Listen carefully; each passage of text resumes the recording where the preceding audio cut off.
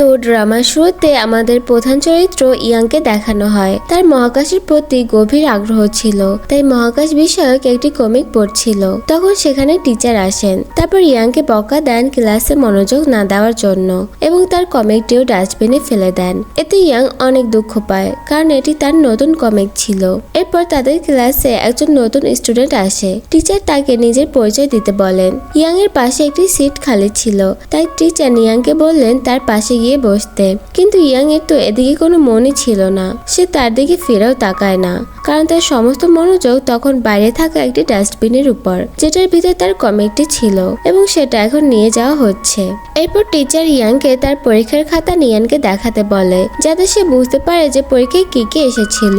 তখন ইয়াং তার খাতাটি দেখায়, কিন্তু খাতাটি খুব নোংরা ছিল, আর তার নাম্বার দেখে নিয়ান বুঝতে পারে যে সে পড়াশোনায় খুবই দুর্বল। এরপর পরের দিনের ঘটনা দেখানো হয়, যেখানে নিয়ান তার মাকে বিদায় জানিয়ে দ্রুত স্কুলের উদ্দেশ্যে বেরিয়ে পড়ল। তবে বাসে উঠে সে ইয়াংকে সেখানে দেখে তার সাথে কথা বলতে যায়। তখনই হঠাৎ ব্রেক করার ফলে নিয়ানের হাতে সরাসরি ইয়াং এর মুখে একটি থাপ্পড় লাগে। নিয়ান ক্ষমা চাইতে চাইতে বলল যে আমি ইচ্ছে করে করিনি। ইয়াং তার রুটি তুলে তাকে এগিয়ে দিল, কিন্তু তখনই আরেকটি ঝাঁকুনি এসে তাকে প্রায় ফেলেই দিচ্ছিল।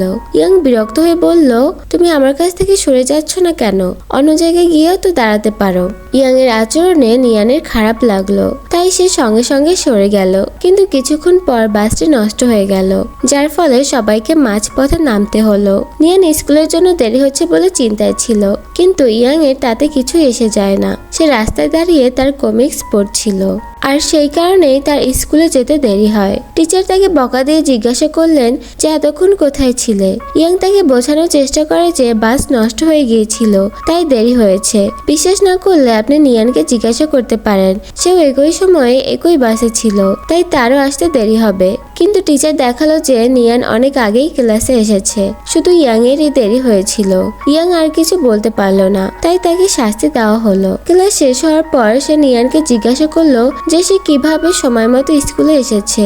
নিয়ান বলল ট্যাক্সি করে এসেছি। এরপর ইয়াং এর বন্ধু চ্যান তাকে স্কুলের দৌড় প্রতিযোগিতার কথা বলল এবং জিজ্ঞাসা করলো যে সে অংশগ্রহণ করবে কিনা, কিন্তু ইয়াং সরাসরি মানা করে দিল। তখন টিচার ইয়াংকে দাঁড় করিয়ে প্রশ্ন করতে শুরু করলেন। যেহেতু ইয়াং ইংলিশে সবচেয়ে দুর্বল, তাই সে সঠিক উত্তর দিতে পারছিল না। তখন পুরো ক্লাস তাকে দেখে হাসতে শুরু করলো, বিশেষ করে নিয়ান। এরপর ইয়াং বাড়িতে ফিরল, যেখানে আমাদের তার বাবা মাকে দেখানো হলো। তার বাবা ফোনে ব্যস্ত ছিলেন আর মা তাকে জোর করে খাবার খাওয়াচ্ছিলেন। এরপর ইয়াং ঘরে বসে মহাকাশ নিয়ে রেডিও শুনছিল যে মহাকাশ কেমন আর সেখানে কি কি ঘটে। তখন সে একটি খবরের মাধ্যমে জানতে পারলো যে আগামীকাল স্কুলে যে দৌড় প্রতিযোগিতা হবে, তাতে যে জিতবে তাকে পুরস্কার হিসেবে একটি টেলিস্কোপ দেওয়া হবে। এই কথা শুনে সে অবাক হয়ে গেল। এর পরের দিন স্কুলে অনেক বাচ্চাই দৌড় প্রতিযোগিতার জন্য প্রস্তুত ছিল।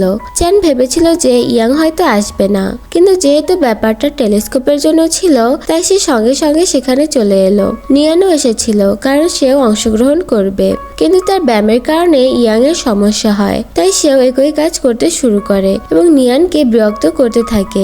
অবশেষে দৌড় শুরু হলো, যেখানে সব ছাত্রছাত্রীরাই তাদের পূর্ণ গতিতে দৌড়াতে লাগলো, কখনো কেউ এগিয়ে কখনো কেউ পিছিয়ে।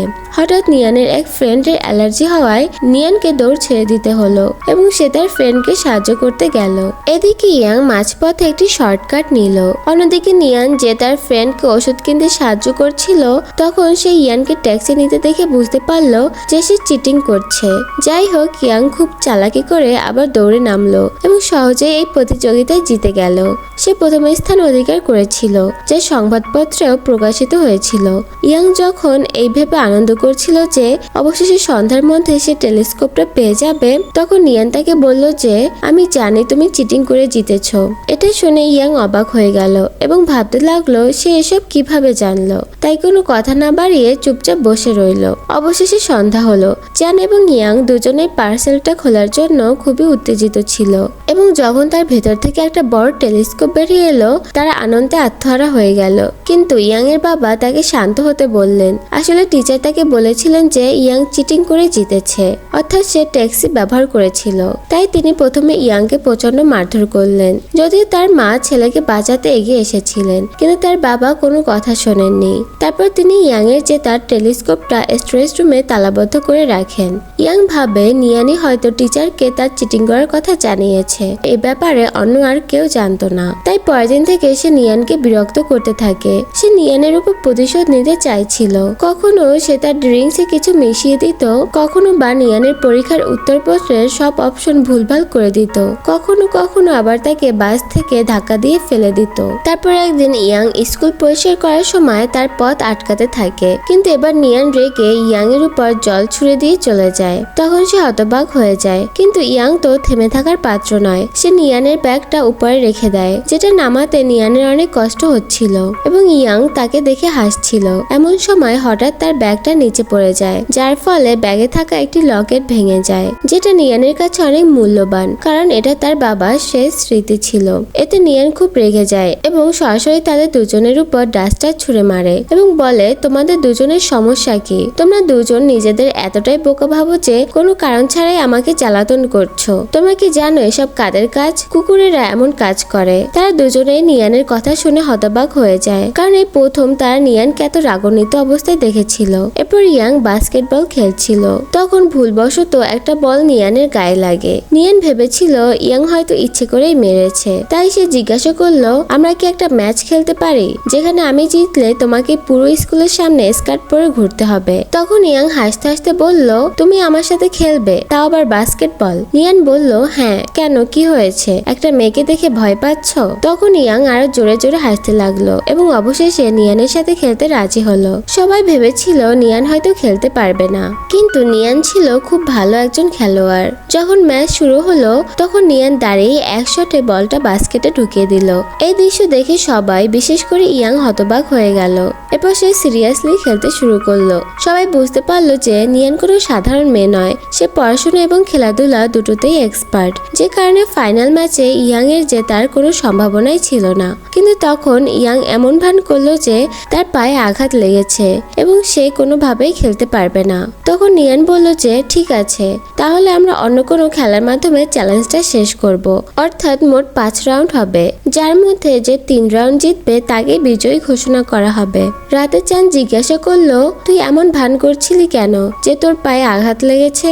উত্তরে সে বলল, বাস্কেটবলে আমি কোনোভাবেই হারতে পারবো না, অন্য কোনো খেলায় হারলেও আমার তেমন কিছু এসে যায় না। তখন সে ভাবতে শুরু করলো যে আমি তো জানতামই না যে নিয়ান এতটা বিপজ্জনক হয়ে উঠবে। অন্যদিকে নিয়ান বাড়ি ফিরে তার লকেটটা জোড়া লাগাচ্ছিল, যেটাতে তার মা সাহায্য করছিল। ঠিক তখনই নিয়ানের একটি পুরনো স্মৃতি মনে পড়ে গেল। আসলে এই লকেটটা নিয়ানকে তার জন্মদিনে তার বাবা দিয়েছিলেন, আর যেহেতু তিনি স্কুলের একজন স্পোর্ট কোচ ছিলেন, তাই প্রথম থেকেই তিনি নিয়ানকে বাস্কেটবল এবং টেনিসের মতো খেলাধুলার সবকিছু শিখিয়েছেন। কিন্তু হঠাৎ একদিন তিনি হার্ট অ্যাটাকে মারা যায়। তখন নিয়ান অনেক কাঁদছিল, কারণ এটা নিয়ানের জন্য একটি বড় ধাক্কা ছিল। বর্তমানে তার মা জিজ্ঞাসা করলেন এই লকেটটা কিভাবে ভাঙলো। তখন সে বলল যে একটা বকাটে ছেলের কারণে এমনটা হয়েছে। মা বললেন যে এখন তোমার উচিত ওই ছেলেটাকে একটা উচিত শিক্ষা দেওয়া। এরপর দৃশ্য বদলে পরের দিন স্কুলে চলে গেল, যেখানে প্রথম রাউন্ড অর্থাৎ টেনিস ম্যাচ শুরু হলো। ইয়াং জেতার জন্য অনেক চেষ্টা করছিল, কিন্তু নিয়ানের মতো শক্তিশালী খেলোয়াড়ের কাছে জিততে পারল না এবং সে বাজেভাবে হেরে গেল।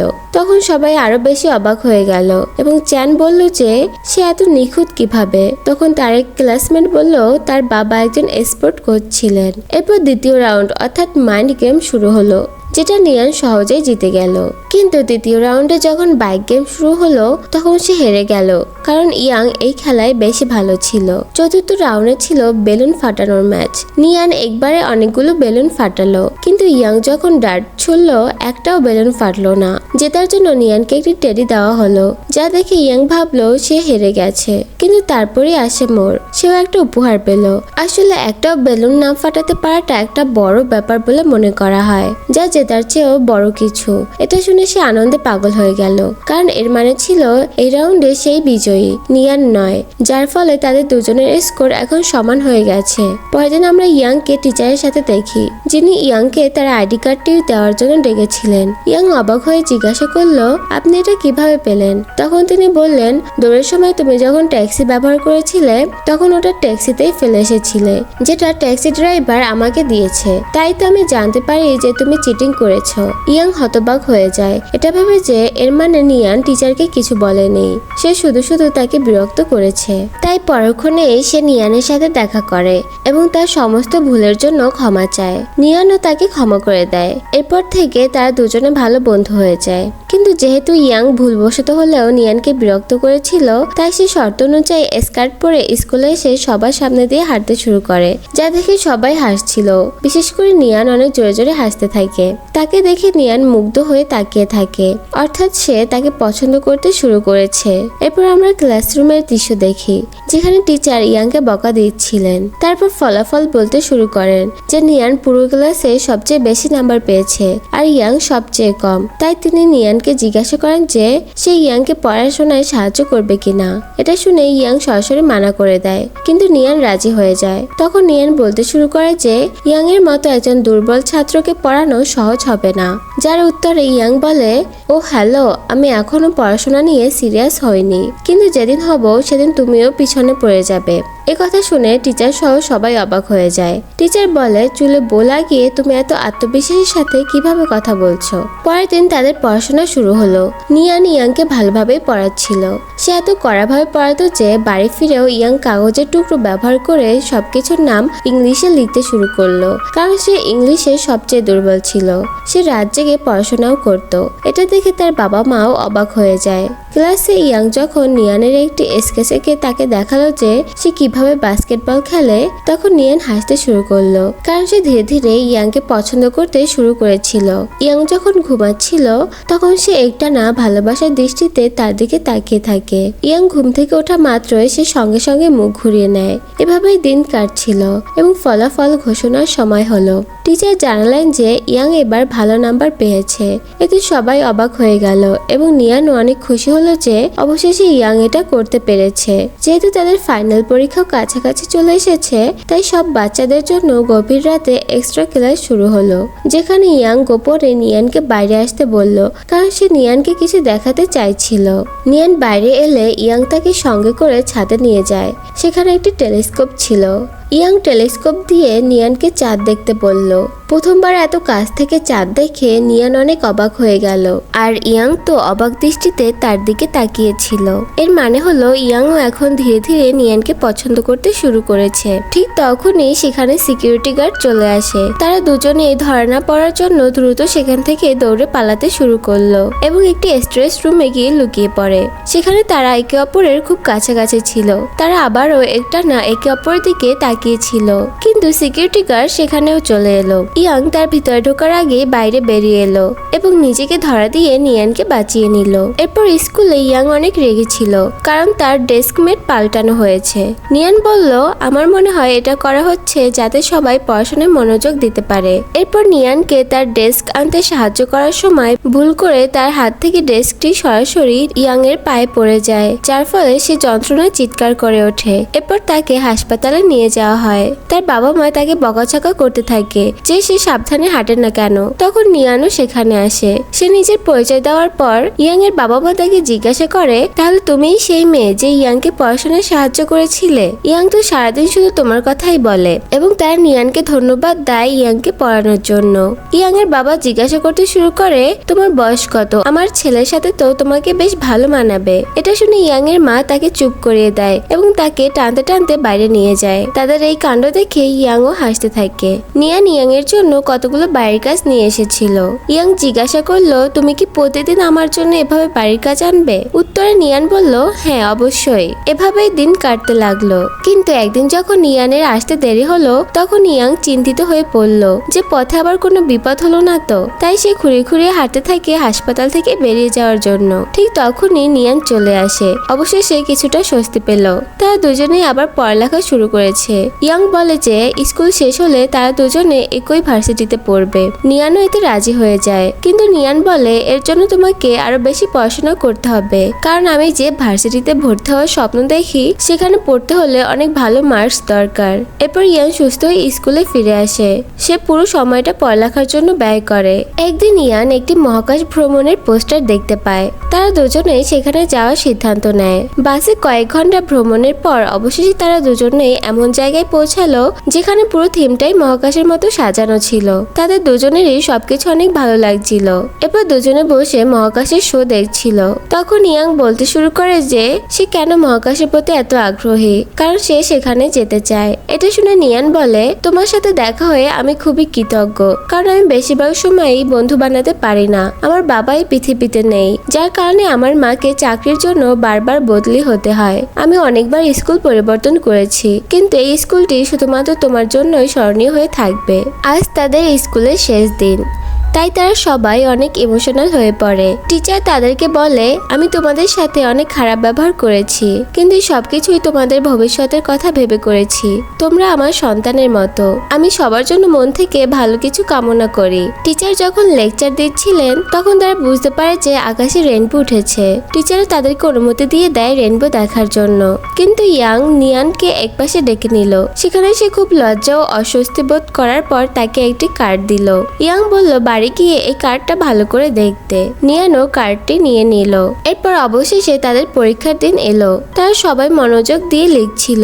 কয়েকদিন পর তাদের ফলাফল বের হলো। ইয়াং অনেক ভালো নাম্বার পেয়ে পাশ করেছে, এমনকি সে তার স্বপ্নের ভার্সিটিতে পড়ারও সুযোগ পেয়েছে। তার বাবা এতটাই খুশি ছিলেন যে সবাইকে তার রেস্টুরেন্টে বিনামূল্যে খাওয়াচ্ছিলেন। কিন্তু ইয়াং খুশি ছিল না, কারণ নিয়ান তার কোনো মেসেজ এবং কলের উত্তর দিচ্ছিল না। তাই সে সোজা নিয়ানের বাড়িতে চলে যায়। সেখানে প্রথমবারের মতো তার সাথে নিয়ানের মায়ের দেখা হয়। নিয়ানের মা জানায় যে তার স্কোর কম এসেছে এবং সে তার স্বপ্নের ভার্সিটিতে ভর্তি হতে পারবে না। তাই নিয়ানের মন খারাপ। ইয়াং নিয়ানের দরজায় এসে তাকে ডাকে বাইরে আসার জন্য। সে তাকে অনুনয় বিনয় করতে থাকে যেন একটিবার তার সাথে দেখা করে, কিন্তু নিয়ান শুধু অঝরে কাঁদতে থাকে। কিন্তু ইয়াং হাল ছাড়লো না। সে আবার নিয়ানের বাড়িতে গেল। এবার নিয়ানের সাথে তার দেখা হয়। নিয়ান প্রথমে ইয়াংকে বোঝানোর চেষ্টা করে যে আমরা একই ভার্সিটিতে পড়তে পারবো না। ইয়াং বলে, কেন? আমি আমার ওই ভার্সিটি ছেড়ে তোমার ভার্সিটিতে চলে আসব।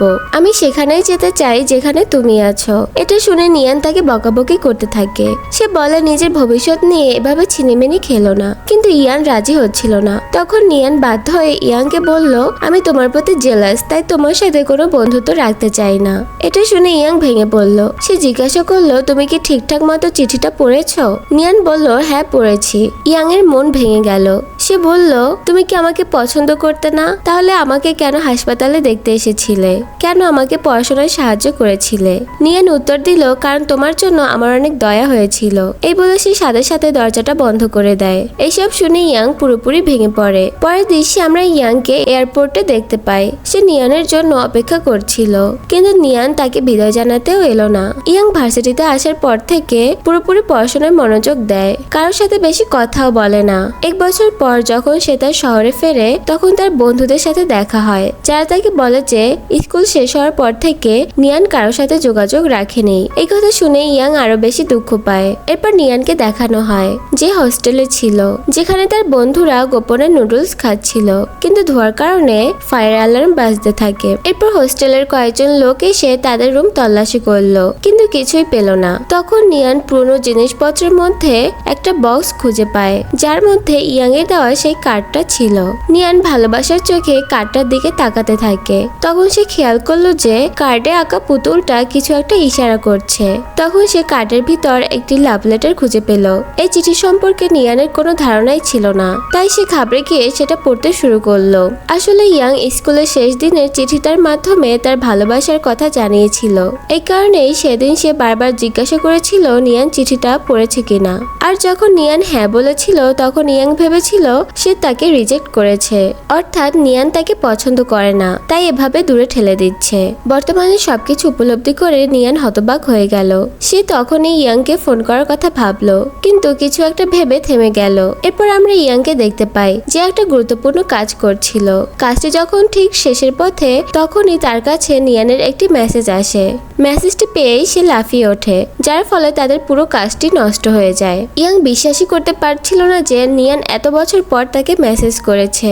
যাই হোক, মেসেজটিতে লেখা ছিল আমরা কি 3 দিন পর দেখা করতে পারি। সে একটা ঠিকানাও দিয়েছিল। আসলে 3 দিন পর মহাকাশের উদ্দেশ্যে একটি রকেট পাঠানো হবে, আর নিয়ান ইয়াং এর সাথে এটা দেখতে চায়। এরপর 3 দিন কেটে গেল। ইয়াং নিয়ানের সাথে দেখা করার জন্য নিজের শহরে এলো। সে নিয়ানের সাথে কিভাবে কথা বলবে এই নিয়ে কিছুটা চিন্তিত ছিল। এরপর নিয়ান যখন এলো, সে আগের মতোই স্বাভাবিকভাবে কথা বলতে শুরু করলো। কাকতালীয় ভাবে তারা দুজনেই একই টি শার্ট পরেছিল। এটা দেখে তারা আরো বেশি খুশি হলো। এরপর ইয়াং জিজ্ঞাসা করে তুমি হঠাৎ দেখা করতে বললে কেন? তখন নিয়ান বলে কারণ আমি তোমার কাছে ক্ষমা চাইতে চাই। গতবার আমি তোমাকে অনেক বেশি কথা বলেছিলাম। সে ইয়াং এর কাছে ক্ষমা চায়। ইয়াং তাকে বুঝিয়ে বলে সে তার উপর রাগ করে নেই। এরপর ইয়াং নিয়ানকে জিজ্ঞাসা করে নিশ্চয়ই তোমার কলেজে বয়ফ্রেন্ড ছিল তাই না? নিয়ান স্পষ্টভাবে জানায় যে আমি এখনো সিঙ্গেল। এটা শুনে ইয়াং অনেক খুশি হয়। অবশেষে কাউন্টডাউন শুরু হলো। রকেটটি লঞ্চ করা হলো। তারা দুজনেই এটা উপভোগ করছিল। এরপর ইয়াং কিছু বলতেই যাবে, তখনই নিয়ান তাকে প্রপোজ করে। ইয়াংও তাকে অ্যাকসেপ্ট করে নেয় এবং বলে আমিও তোমাকে অনেক ভালোবাসি। এরপর একটি ফ্ল্যাশব্যাক দেখানো হয়। স্কুলের প্রথম দিন যাওয়ার আগে নিয়ান কিছু জিনিস কেনার জন্য একটি দোকানে গিয়েছিল। অনেক উপরে থাকায় সে জিনিসগুলো নামাতে পারছিল না। তখন ইয়াং তাকে সাহায্য করে। এটা দেখে নিয়ান ইয়াং এর দিকে এক দৃষ্টিতে তাকিয়েছিল এবং তখন থেকে সে ইয়াংকে পছন্দ করতে শুরু করে। স্কুলের টিচার যখন ইয়াং এর পাশে তাকে বসতে দিল, তখন তার আনন্দ আরো দ্বিগুণ হয়ে গেল। তার মানে নিয়ান প্রথম থেকে ইয়াংকে পছন্দ করত। আর নিয়ানই সেদিন টিচারকে বলেছিল তিনি যেন সবাইকে বলেন যে নিয়ান ইয়াংকে পড়াবে। তাই টিচার তাকে ইয়াং এর ব্যক্তিগত টিচার বানিয়ে দিয়েছিল। ইয়াং যখনই তাকে কোথাও যেতে বলতো সে সহজেই রাজি হয়ে যেত। অর্থাৎ সে সবসময় চাইতো ইয়াং এর কাছাকাছি থাকতে। গল্পটা আবার বর্তমানে চলে আসে। তারা দুজনেই আজ খুশি ছিল। তাদের এই মুহূর্তের মাধ্যমে সুন্দর ড্রামাটার সমাপ্তি ঘটে। পরবর্তী গল্পের জন্য লাইক, শেয়ার এবং সাবস্ক্রাইব করতে ভুলবেন না।